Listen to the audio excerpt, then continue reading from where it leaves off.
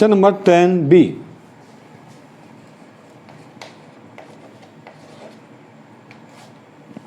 Question number 10B में कहता हूँ, जो इसका ई और एफ था पहले उसको डिस्कस कर लें थोड़ा सा।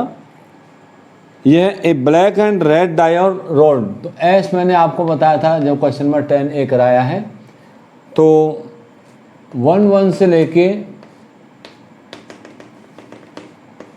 6-6 तक। NS भी आपको बताया है 36 हो जाएगा, इसमें 36 एलिमेंट्स होंगे। अब उन्होंने पूछा है find the conditional probability of obtaining sum 8। तो ई जो इवेंट है, द सम इज 8। इसमें आप देख सकते हैं सम 8 किस किस का होगा। 1 के साथ तो कोई संख्या 7 का, 1 और 7 का सम 8 होता है, तो 7 इसमें है नहीं। तो 2 के साथ शुरू होगा, 2 6 3 5 4 4 5 3 एंड 6 2।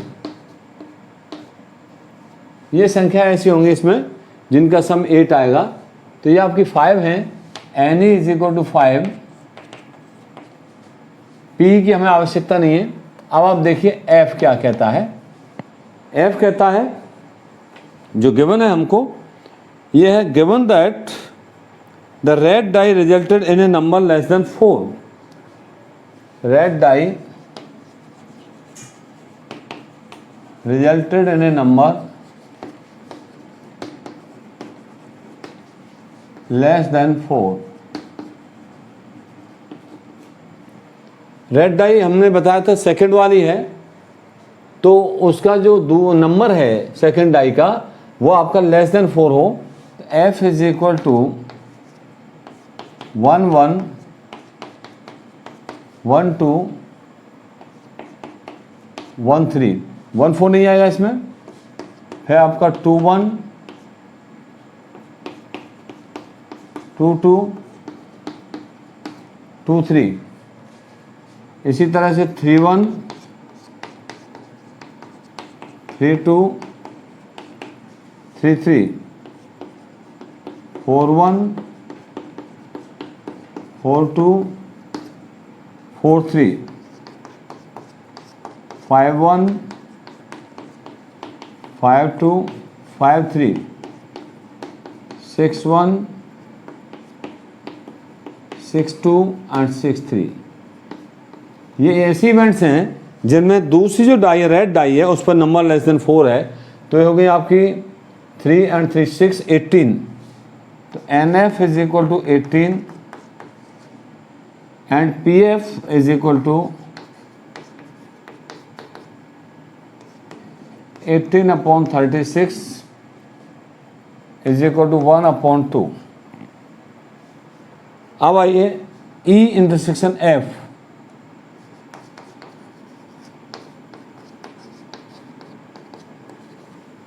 ई इंटरसेक्शन एफ में आप देख सकते हैं ये भी नंबर बड़ा है, ये भी नंबर बड़ा है, ये भी नंबर बड़ा है, ये भी नंबर जो है 4 से छोटा है और ये भी नंबर 4 से छोटा है। तो 5 3 एंड 6 2। तो N E intersection F is equal to 2 and P E intersection F 2 upon 36 1 upon 18।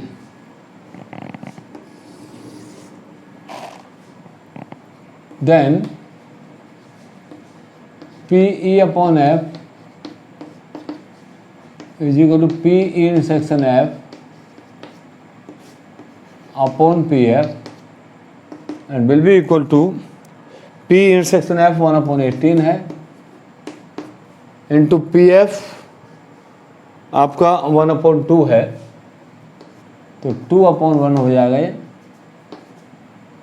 2 से 18 9 टाइम्स कट जाएगा, तो 1 अपॉन 9 यही आपका आंसर हो जाएगा। देखिए question number 11।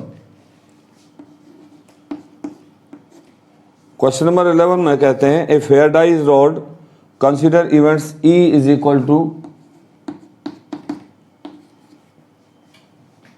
135,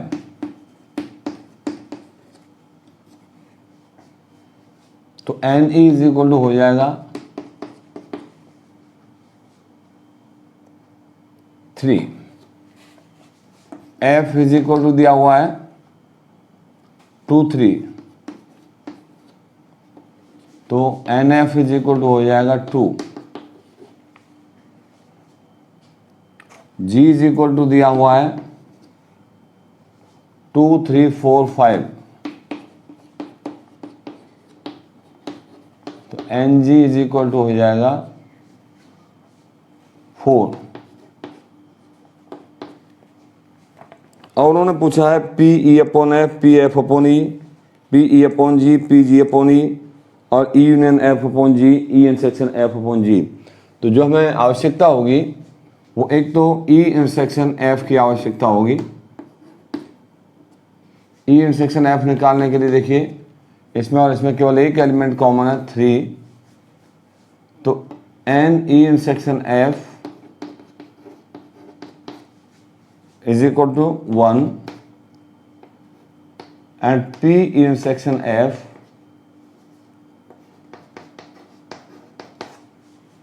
is equal to 1/6 हो जाएगा, क्योंकि जो सैंपल स्पेस है इसके लिए वो आपका 1 से लेके 6 तक होगा। तो इसको लिख भी देते हैं, S is equal to 1 2 3 4 5 6 and ns is equal to 6। अब देखिए E intersection G, E intersection G में देखिए यहाँ 1 3 5 है, 2 3 4 5 है, तो 3 5, तो N E इंटरसेक्शन G हो जाएगा आपका 2, अब P E intersection G is equal to 2/6 1/3। Now E union F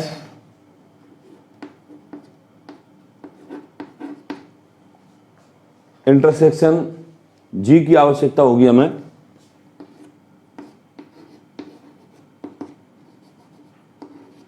तो E यूनियन F में देखिए आपके 1 2 3 5 एलिमेंट हो जाएंगे और G में 2 3 4 5, तो यह आ जाएगा 2 3 5।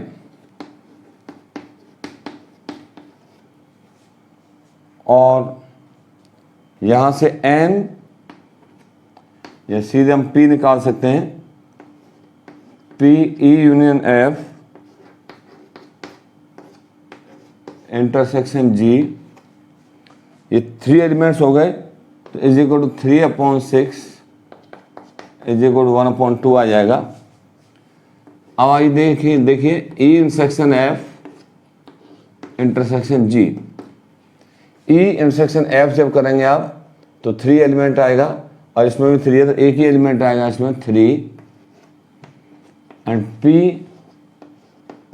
E intersection F intersection G is equal to 1/6 आएगा। अब इसके फर्स्ट पार्ट में जो पूछा गया है वो पूछा है P E upon F. Formula होता है P E intersection F upon P F. P E intersection F आपका 1/6 है। पी एफ देखिए 2 एलिमेंट हैं तो 2/6 हो जाएगा, तो 6/2 आ गया, 6 से 6 कैंसिल हो गया, 1/2। And P F upon E is equal to P E intersection F upon P E. P E intersection F 1/6 है और पी ई आपके 3 एलिमेंट्स हैं, तो 6/3 आ जाएगा, 6 से 6 कैंसिल हो गया, इज इक्वल टू 1/3। का सेकंड पार्ट, इसमें पूछा पी ई अपॉन जी, तो आ जाएगा P intersection G upon P G. P intersection G हम निकाल चुके हैं 1/3। पी जी, जी में 4 एलिमेंट है, टोटल एलिमेंट 6 है, तो 4/6 आएगा। इसका उल्टा करेंगे 6/4 हो जाएगा। 3 से 6 दो बार कट जाएगा, 2 से 4 दो बार कट जाएगा, तो 1/2 आ जाएगा। इसी तरह पी जी अपॉन ई, ये भी आपका P G intersection E upon P E होगा। पी जी इंटरसेक्शन ई आपका 1/3 है, और पी ई, इसमें ई में एलिमेंट है 3, टोटल एलिमेंट 6 है, तो 6/3 आ जाएगा। ये उल्टा करेंगे तो ये आपका 2/3 आ जाएगा। सॉल्व करने पर 3 से 6 दो बार कट जाएगा। क्वेश्चन नंबर 11 का थर्ड पार्ट जो है, इसमें भी 2 चीजें पूछी हैं। P E union F upon G. अब इसका फॉर्मूला लगाएंगे तो पहले तो दोनों का इंटरसेक्शन आएगा, ये हो जाएगा P E union F intersection G whole divided by P G. E union F intersection G हम 1/2 निकाल चुके हैं, और पी जी में 4 एलिमेंट है आपके, तो पी जी हो जाएगा 4/6, और इसको उल्टा करेंगे तो आपका 6/4 आ जाएगा। 2 से 3 बार कट गया, तो आंसर आ गया 3/4। नाउ दूसरी चीज इसमें पूछी है, P intersection F upon G. क्या होगा, ऊपर दोनों का इंटरसेक्शन, यानी P intersection F intersection G whole upon P G. P intersection F intersection G, ये आपका 1/6 है, इनटू अब पीजी वही आपका 4/6 है, तो उल्टा करेंगे 6/4 हो जाएगा। 6 से 6 कैंसिल हो गया, तो 1/4 हो गया। It is all your question number 11। Question number 12 देखते हैं हम। Assume that each born child is equally likely to be a boy और a girl.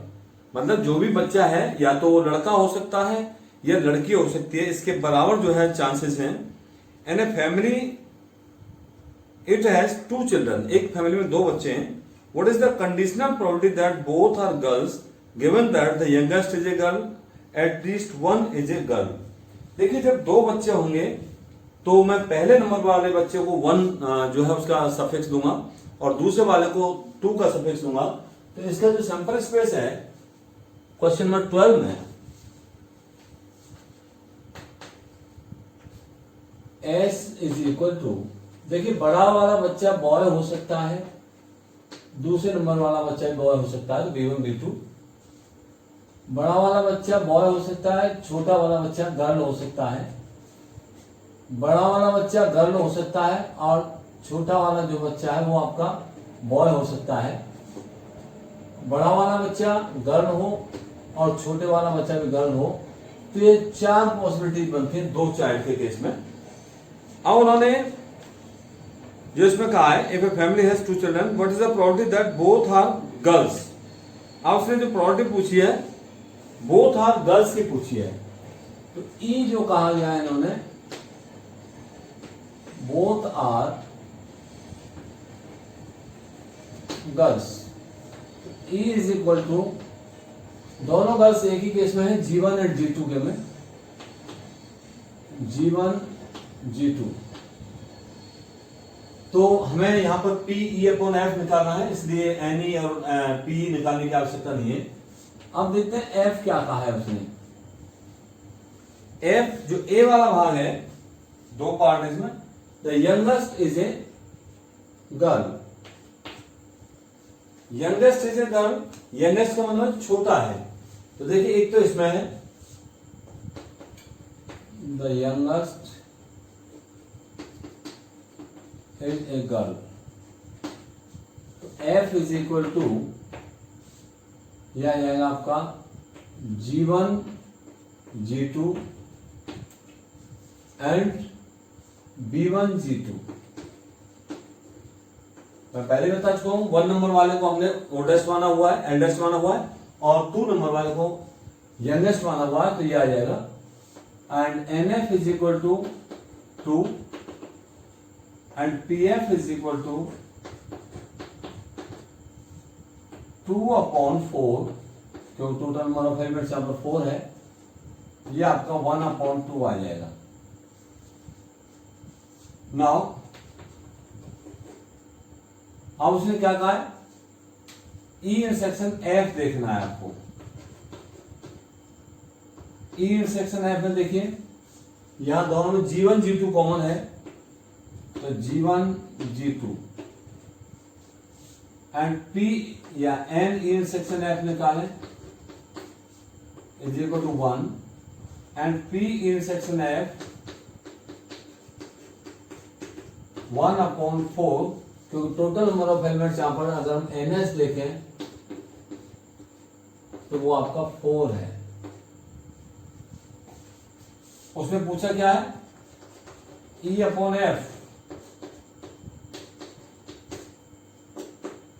P E intersection F upon PF is equal to P intersection F 1/4 है into F जो है वो आपका 1/2 है, तो ये 2/1 हो जाएगा। 2 से 4 2 टाइम्स कर जाएगा, तो 1/2 आपका आंसर हो जाएगा। इसका बी पार्ट देखते हैं, क्वेश्चन नंबर 12 का बी पार्ट।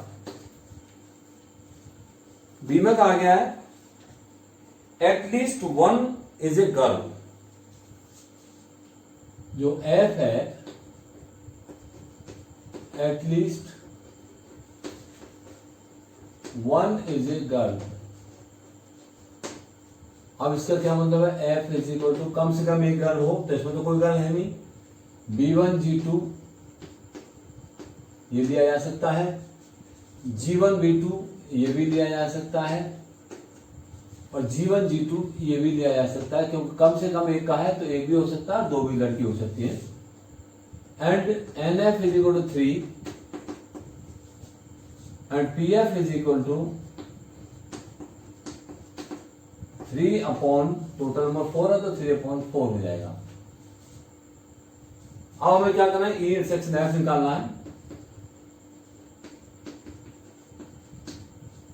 E में तो वही है G1 G2 और F में वही है, तो ये आपका आ जाएगा G1 G2 N E intersection F is equal to 1 and P E intersection F 1/4। अब उसने क्या पूछा है, P E/F is equal to P intersection F upon PF।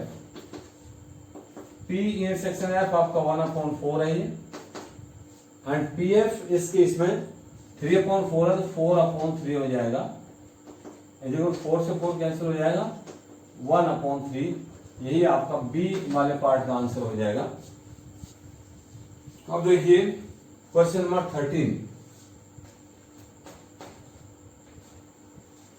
Question number 13 में कहा गया है an instructor has a question bank consisting of 300 easy true false questions, 200 difficult true false questions, 500 easy multiple choice questions and 400 difficult multiple choice questions. If a question is selected at random from the question bank, what is the probability that it will be an easy question given that it is a multiple choice question? तो अब आपको देखिए इसमें किस किस तरह के question दे रखे हैं। सबसे पहले दे रखे हैं 300 easy true false, 300 easy true false. 200 difficult, true false. 200 difficult, true false. 500 easy, multiple choice questions. And 400 difficult,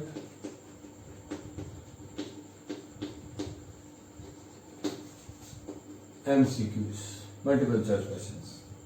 अब वो कहते हैं if a question is selected at random from the question bank, what is the probability that it will be an easy question? Easy question की probability वो पूछ रहा है और वो दिया हुआ है कि multiple choice question है. तो सबसे पहले तो number of element in the sample space, total number of questions हमारे पास कितना है? 300 and 200, 500 and 500, 1000 and 400. टोटल करेंगे हम इसमें तो 300 plus 200 plus 500 plus 400. So NS will be equal to 1400. और उसने जो पूछा है इजी क्वेश्चन के लिए पूछा है find the probability that it will be an easy question. तो ई जो इवेंट है आपका वो हो गया इजी क्वेश्चन. और आप यहां से देख सकते हैं इजी कितने क्वेश्चन हैं? 300 and 500. तो N E will be equal to 300 plus 500, क्योंकि ये भी इजी है और ये भी इजी है. तो टोटल हो गया आपका 800. पीई की हमें यहां आवश्यकता नहीं है क्योंकि हमें पीई अपॉन एफ निकालना है. तो अब आप देखिए एफ क्या है. एफ में पूछा है given that it is a multiple choice question. तो ए multiple choice question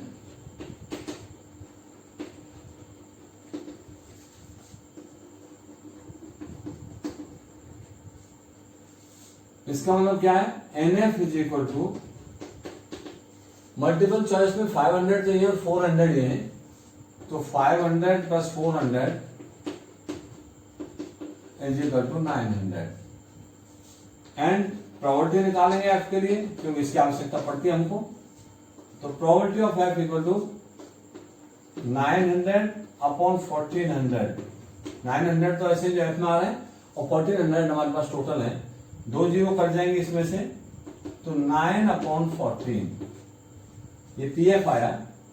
now E intersection F N निकाल लेते हैं इसका सीधा सीधा. ई इंटरसेक्शन एफ का मतलब है इजी भी हो और मल्टीपल चॉइस भी हो. तो इजी भी और मल्टीपल चॉइस क्वेश्चन केवल 500 है हमारे पास. तो ये हो जाएगा आपका 500. एंड पी इंटरसेक्शन एफ निकालेंगे आप तो आ जाएगा 500 अपॉन 1400. 2 जीरो कट जाएंगी. तो ये आ गया आपका 5 अपॉन 14. पूछा गया है P E upon F is equal to formula लगा दीजिए P E intersection F upon P F and is equal to 5 upon 14 into 14 upon 9. 14 से 14 कट जाएगा तो 5 upon 9 आपका आंसर हो जाएगा. ये आंसर होगा. Question number 14. क्वेश्चन नंबर 14 में कहते हैं given that two numbers appearing on throwing 2 dice are different. ये गिवन है. इसका मतलब एफ है. Find the probability of the event the sum of numbers on the dice is 4. तो इसने 2 डाइस की बात करी है. तो सबसे पहले तो हम जब 2 डाइस थ्रो करेंगे तो एस इज इक्वल टू हो जाएगा आपका 1 से लेके 6 तक. NS will be equal to 36. अब उसने जो प्रोबेबिलिटी पूछी है इसमें क्वेश्चन नंबर 14 में वो पूछी the sum of numbers on the dice is 4. E को हम कह सकते हैं the sum of numbers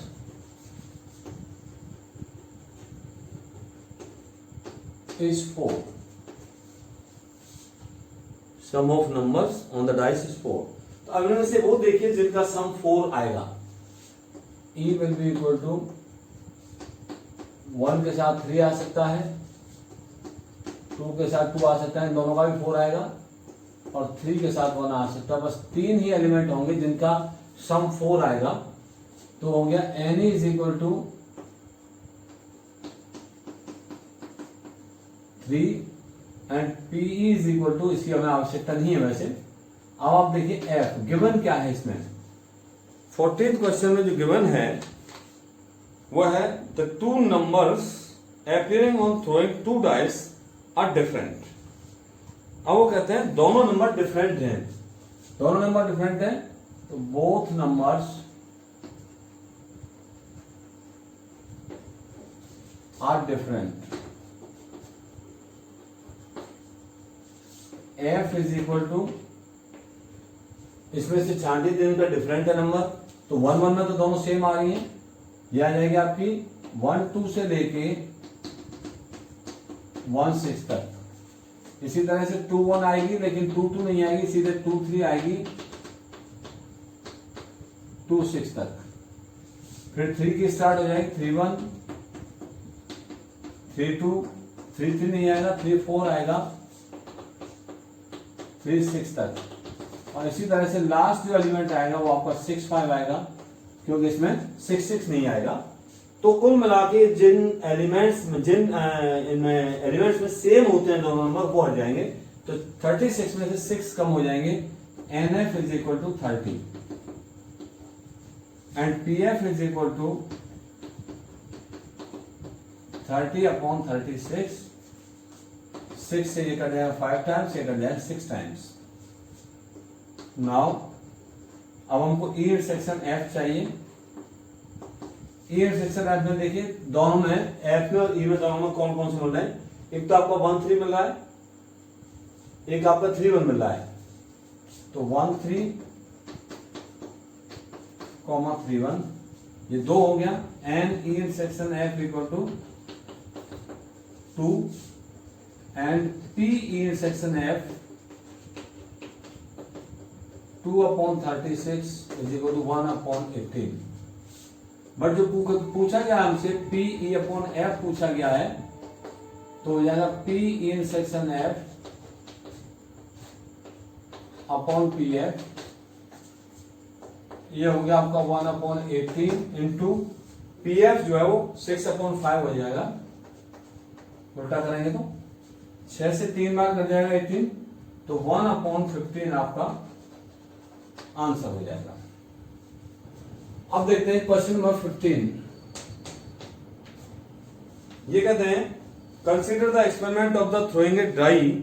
if a multiple of 3 comes up, throw the die again, and if any other number comes, toss a coin.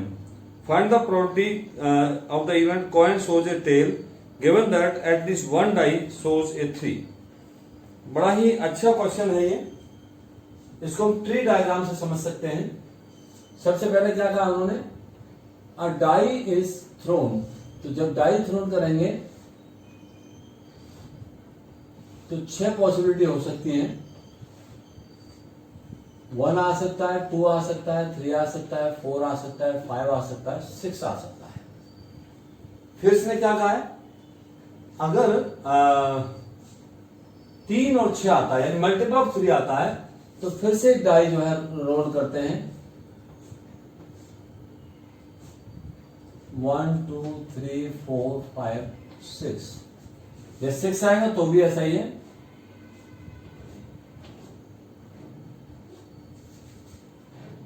1 2 3 4 5 6.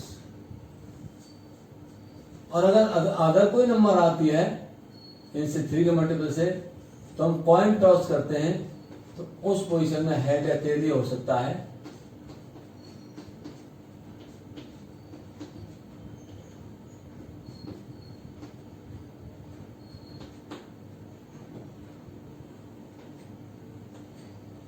इस तरह से हम इसका ट्री डायग्राम बना सकते हैं। तो जो सैंपल स्पेस है आपका क्या क्या हो सकता है, देखिए 1 के साथ H,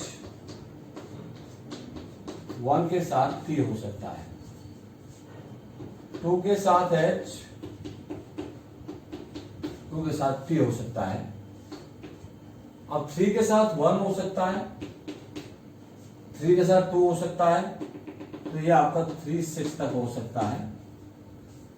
इसी तरह से 4 के साथ H हो सकता है, 4 के साथ T हो सकता है, 5 के साथ भी H हो सकता है, 5 के साथ T हो सकता है, और 6 के साथ 1 हो सकता है, 2 हो सकता है। इसी तरह से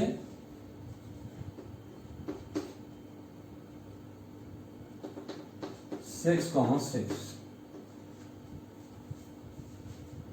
तो NS हो जाएगा आपका,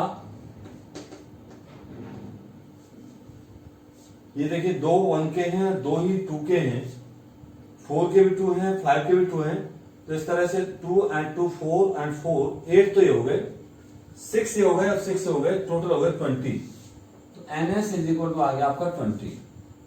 अब जो ई इवेंट है जिसकी प्रॉपर्टी उन्होंने पूछी है वो कहते हैं find the conditional property of the event the coin shows a tell.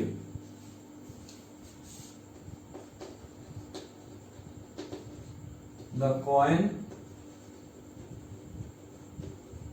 Shows a tail. Coin देखिए टेल एक तो 1T में कर रहा है, तो E इज इक्वल टू आ जाएगा 1, T, 2, T, 4, T, 5, T। यहां में NE और NS P की आवश्यकता नहीं है, लेकिन फिर भी हम लिख देते हैं NE इज इक्वल टू 4। जो F कहा गया है, यानी गिवन है इस क्वेश्चन में, तो कहते हैं given that at least 1 die shows a 3,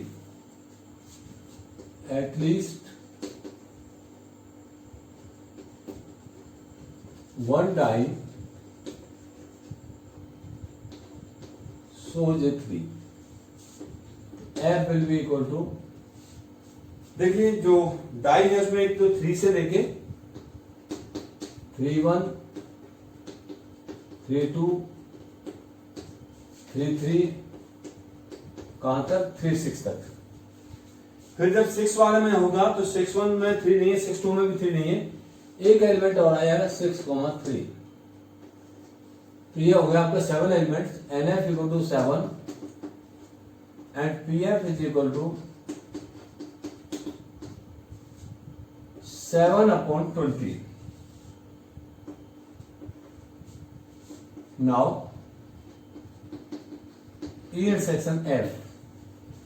E intersection F को जब आप देखेंगे, E में एलिमेंट है आपके 1T, 2T, 4T, 5T। F में एलिमेंट है 3 1, 3 2, 3 3, इसमें कोई T है ही नहीं, तो इसमें कोई भी एलिमेंट कॉमन नहीं है। It is equal to 5 and N E intersection F is equal to 0 implies P E intersection F equal to 0, then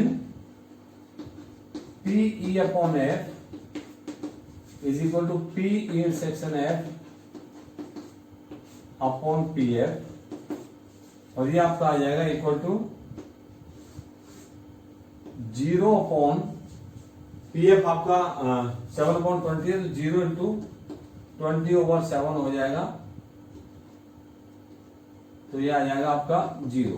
यही आपका आंसर हो जाएगा। So this is your question number 15। Now question number 16। Question number 16 में कहा गया है, ये optional है,